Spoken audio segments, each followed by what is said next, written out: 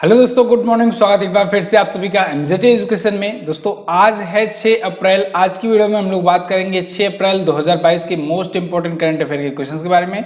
साथ ही साथ दोस्तों हम लोग जानेंगे 5 अप्रैल के भी महत्वपूर्ण क्वेश्चंस के बारे में, क्योंकि कल वीडियो नहीं आ पाई थी। तो आज ही के दिन में दोनों दिनों के महत्वपूर्ण करंट अफेयर को हम लोग कवर अप करेंगे।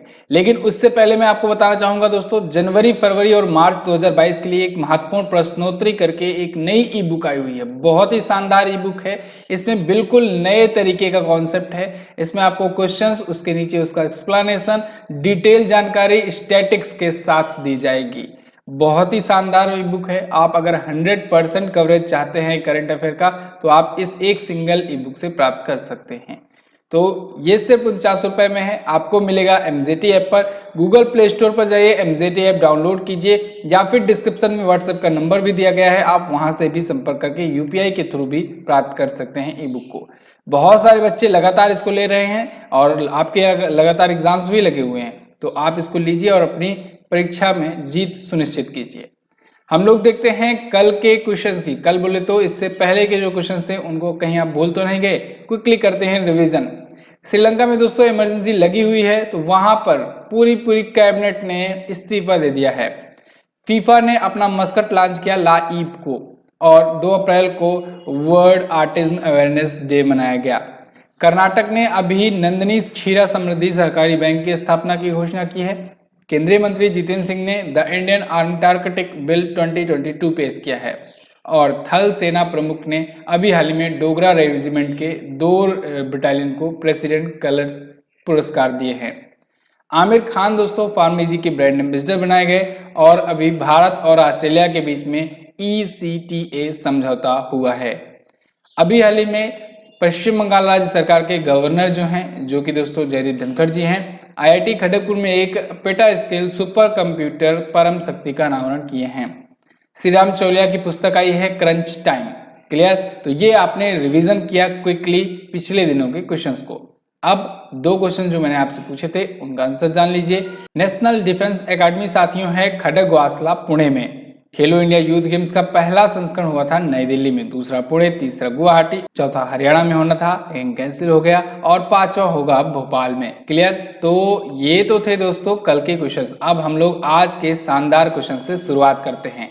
बहुत ही ध्यान से देखिएगा, 2 दिनों की करंट अफेयर के क्वेश्चंस हैं, तो बहुत ही इंपॉर्टेंट होने वाली वीडियो। पहला क्वेश्चन है 64वें ग्रैमी अवार्ड्स 2022 में सबसे ज्यादा पुरस्कार किसने जीता? तो ग्रैमी अवार्ड्स 2022 की घोषणा हो चुकी है दोस्तों, और सबसे ज्यादा पुरस्कार जीता है जॉन बैटिस्ट ने। किसने? जॉन बैटिस्ट ने सबसे ज्यादा पुरस्कार जीते हैं। कितने पुरस्कार इन्होंने जीते हैं? इन्होंने कुल 5 पुरस्कार जीते हुए हैं। 11 नॉमिनेशंस मिले थे, नॉमिनेशन में भी सबसे ज्यादा नॉमिनेशन इनको मिला था, और 5 पुरस्कार इन्होंने जीते हुए हैं। ठीक है, तो अब देख लीजिए, यहाँ पर पूरी लिस्ट भी मैंने दे दी रखी है। अच्छा, ग्रैमी अवार्ड्स दोस्तों आपको पता होना चाहिए संगीत के क्षेत्र का सबसे बड़ा पुरस्कार है। जैसे भी कुछ दिन पहले मैंने आपको एकेडमी अवार्ड के बारे में बताया, ऑस्कर अवार्ड जिसको कहते हैं, तो वो सिनेमा के क्षेत्र का सबसे बड़ा है, और ये संगीत के क्षेत्र का सबसे बड़ा पुरस्कार है।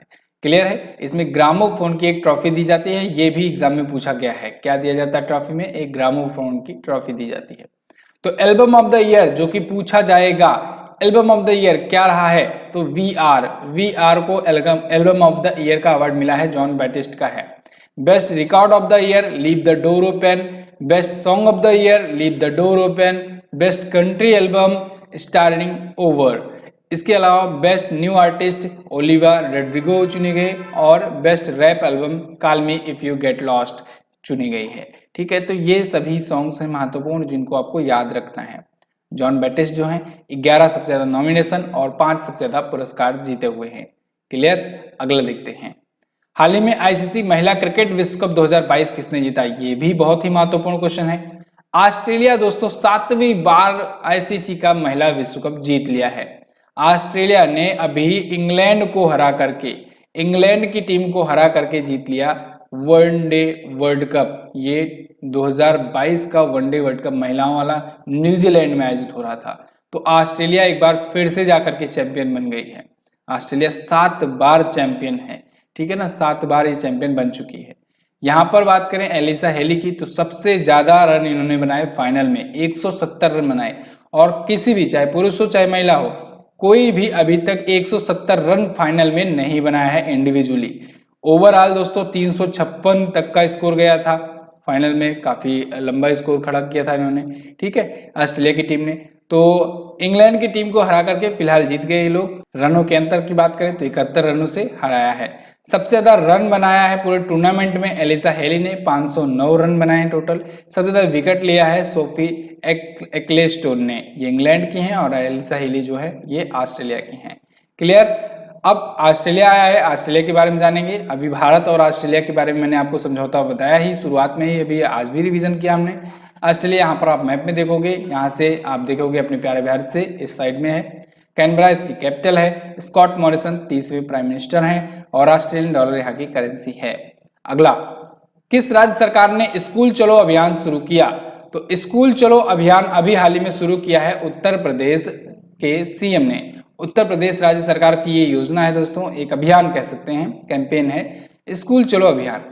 ये उत्तर प्रदेश के अभी श्रावस्ती जिले में शुरू किया गया है। श्रावस्ती जिले से ही क्यों शुरू किया गया है? क्योंकि दोस्तों श्रावस्ती जिले में उत्तर प्रदेश में लिटरेसी रेट सबसे कम है। तो याद रखना है, ये पूछा जाएगा जरूर कि उत्तर प्रदेश के किस जिले से स्कूल चलो अभियान अभी हाल ही में सीएम योगी आदित्यनाथ ने लॉन्च करी? तो आप बताएंगे श्रावस्ती जिले से। कारण क्या था?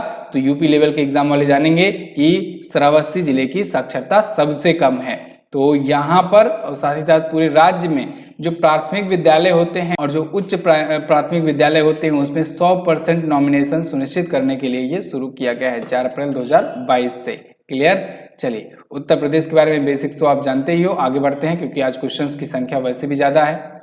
अगला, विक्टर ओबर्न हंगरी के प्रधानमंत्री बने, ये उनका कौन सा कार्यकाल है? तो विक्टर ओरबर्न दोस्तों हंगरी के चौथी बार बने हैं प्राइम मिनिस्टर, ये चौथी बार प्राइम मिनिस्टर बने हैं, ठीक है। तो इनका चौथा कार्यकाल ये होगा हंगरी के प्राइम मिनिस्टर के रूप में। तो इनकी पार्टी का नाम है फाइड्स पार्टी, और 98% टोटल मतगणना जो हुई उसमें 53.1% वोट इन्होंने हासिल किया है। क्लियर। ये अब यूरोपीय यूनियन में सभी देशों में जो यूरोपीय यूनियन के हैं उनमें सबसे लंबी तक सरकार चलाने वाले ये बन गए हैं लीडर, ठीक है ना, यूरोपियन यूनियन में। 2010 में ये प्राइम मिनिस्टर बने थे, 12 सालों से ये प्राइम मिनिस्टर है।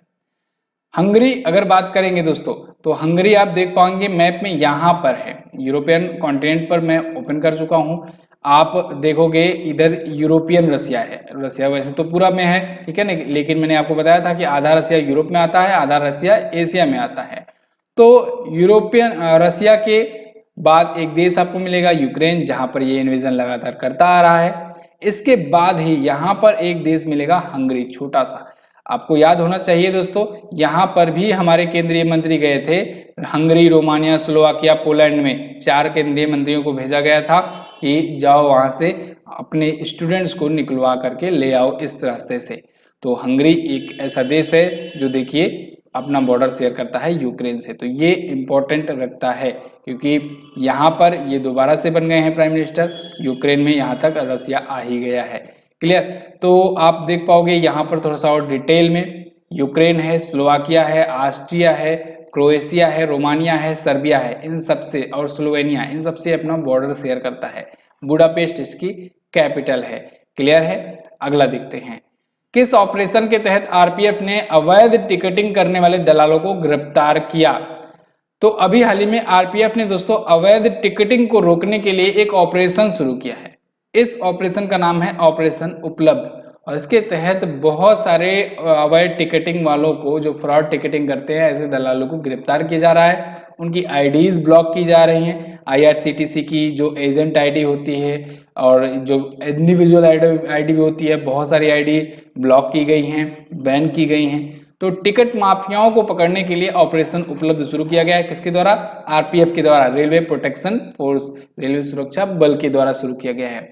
आपको याद होगा ऐसे ही आरपीएफ ने एक और कैंपेन कुछ दिन पहले शुरू किया था मानव तस्करी को रोकने के लिए, ये ऑपरेशन आहट था। तो दोनों आप याद रखेंगे, बहुत इंपॉर्टेंट है। ये भी 1 महीने तक चल रहा है ये कैंपेन, ठीक है। रेलवे प्रोटेक्शन फोर्स की बात करें तो 1872 में इसकी स्थापना करी गई थी। 1872 में ही दोस्तों सबसे पहले आपको याद होगा कि भारत में जनगणना भी हुई थी। टाइम किसका था? लॉर्ड मेयो, लॉर्ड मेयो के टाइम पर सबसे पहली बार जनगणना 1872 में हुई और पहली बार रेगुलर जो जनगणना शुरू हुई वो 1881 से शुरू हुई, प्रत्येक 10 साल पर। चलिए, फिलहाल महानिदेशक इसके हैं संजय चद्दर, तो संजय चंद्र जी का नाम आप याद रखेंगे। अगला, हाल ही में किस मंत्रालय ने मंदिर 360 वेबसाइट लॉन्च की? तो अभी हाल ही में संस्कृति मंत्रालय ने, मिनिस्ट्री ऑफ कल्चर ने दोस्तों मंदिर 360 वेबसाइट लॉन्च किया है, या कहें इसे टेम्पल 360 लॉन्च किया है। तो टेम्पल 360 एक वेबसाइट होगी दोस्तों, जिसके थ्रू आप भारत भर के विभिन्न मंदिरों के ऑनलाइन दर्शन कर पाएंगे, ऑनलाइन प्रसाद ग्रहण कर पाएंगे, ऑनलाइन भजन कीर्तन कर पाएंगे। तो अभी हाल ही में जो विदेश राज्य मंत्री हैं और संस्कृति मंत्री हैं मीनाक्षी लेखी जी, इन्होंने ये वेबसाइट लॉन्च करी हुई है। कहाँ पर? नई दिल्ली के इंदिरा गांधी राष्ट्रीय कला केंद्र से। ठीक है, तो ये एक ऐसा प्लेटफॉर्म है, किसी भी स्थान से 12 ज्योतिर्लिंग और 4 धाम के दर्शन व्यक्ति कोई भी कर सकता है। अगला देखते हैं, हाल ही में एन मारिया ने राष्ट्रीय भारोत्तोलन चैंपियनशिप में कौन सा पदक जीता? तो इन्होंने जीता है दोस्तों गोल्ड मेडल। अभी नेशनल वेट लिफ्टिंग चैंपियनशिप आयोजित हुई और इसमें इन्होंने गोल्ड मेडल जीता हुआ है। एन मारिया वेट लिफ्टर हैं ये, और इन्होंने जो 231 किलोग्राम का राष्ट्रीय रिकॉर्ड है उसके साथ साथ इन्होंने ये हासिल कर लिया है अचीवमेंट, 231 किलोग्राम उठा करके महिलाओं के 87 प्लस किलोग्राम में इन्होंने स्वर्ण पदक जीता है। ठीक है, 87 प्लस किलोग्राम के कैटेगरी में। अभी ये भुवनेश्वर की KIIT यूनिवर्सिटी में आयोजित हुआ था। पुरुषों में गुरदीप सिंह ने गोल्ड जीता है 109 प्लस किलोग्राम की कैटेगरी में। क्लियर? अगला देखते हैं, हाल ही में किसे दिल्ली मेट्रो रेलवे कॉर्पोरेशन का प्रबंध निदेशक नियुक्त किया गया? ये भी इंपॉर्टेंट क्वेश्चन है। DMRC के नए प्रबंध निदेशक तो वो बन गए हैं दोस्तों विकास कुमार। विकास कुमार मंगू सिंह की जगह पर आए हैं, इससे पहले मंगू सिंह जी थे, और इनसे पहले कौन थे? Metro man of India R Sreedharan थे। इनके बाद मंगू सिंह हुए और मंगू सिंह के बाद अब विकास कुमार हुए। तो विकास कुमार कौन से नंबर के हैं? 3rd नंबर के हैं। तो दिल्ली मेट्रो रेलवे कॉर्पोरेशन के नए managing director Vikas Kumar. Delhi metro railway corporation की स्थापना दोस्तों 2002 में हुई थी। भारत के दूसरे रेलवे मेट्रो के रूप में ये इंट्रोड्यूस हुई थी। मैंने आपको दिल्ली मेट्रो के बारे में कई सारे पॉइंट्स बताए थे। अभी मैंने आपको बताया था कि जापान ने एक पुरस्कार दिया है बेस्ट परफॉर्मेंस का। इसके अलावा दोस्तों ऑटो पायलट मोड, या कहें कि ड्राइवरलेस मेट्रो दिल्ली मेट्रो में चलाई गई। और मैंने आपको बताया था क्यूआर कोड पार्किंग वाला सुविधा। ठीक है, क्यूआर कोड टिकटिंग अगर पूछा जाए तो आप कानपुर मेट्रो बताएंगे, क्यूआर कोड पार्किंग सुविधा अगर पूछा जाए तो आप बताएंगे दिल्ली मेट्रो में शुरू हुआ है। क्लियर है? तो फिलहाल ये 5 साल की अवधि के लिए नियुक्त किए गए हैं। अगला देखते हैं, अच्छा, मेट्रो मैन ऑफ इंडिया भी पूछा जा सकता है आपसे, तो ई श्रीधरन का नाम आप याद रखेंगे। ठीक है, R श्रीधरन मैंने यहाँ पर बोल दिया था क्या? अच्छा, इसको ई श्रीधरन कर लेना।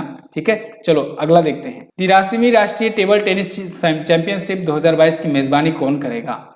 तो इसकी मेजबानी करने जा रहा है मेघालय।